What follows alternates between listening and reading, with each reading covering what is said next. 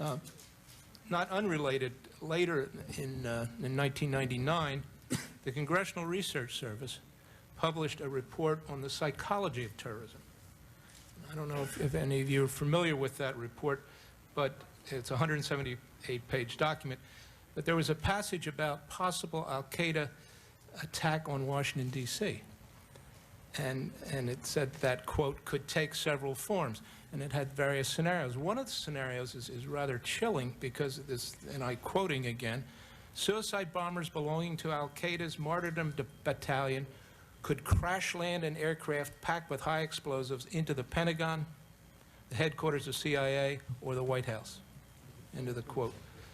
Another passage in that same report says, if Iraq's Saddam Hussein decides to use terrorists to attack the continental United States, he would likely turn to bin Laden's al-Qaeda.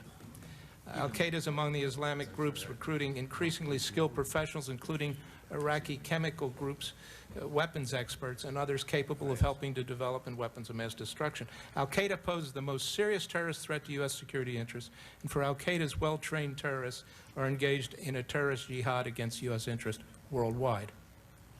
Now, I would appreciate brief comments, and we're really very short on time, of the panel as to is there validity to that report? And secondarily, in your view, in addition to what you've helped us with, Mr. Fitzgerald, is there any evidence or any indicia of cooperation and support on the side issue of whether it's Iraq? Sir, I think the staff statement, we are in full agreement with the staff statement in terms of the Iraq-al-Qaeda relationship at this time.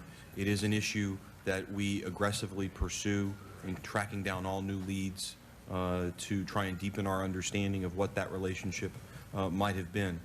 But I think the staff statement did an excellent job of representing what our current understanding of the relationship. What's your current understanding of it? Yes, sir. But every day we are tracking down new leads that come out on this topic aggressively. Mr. Pistole? I agree with the staff statement also. There is substantial information about new threats, but in relating back to the report that you referenced, that information has been out there. I don't recall when I first became aware of that, or when the FBI, I can't even speak on behalf of when somebody became aware of that information, but clearly we've been aware of al-Qaeda's interest in targeting specific areas as was carried out on 9/11. The issue of where we go from here is better described in a closed setting, which I'd be glad to provide at any time. Well,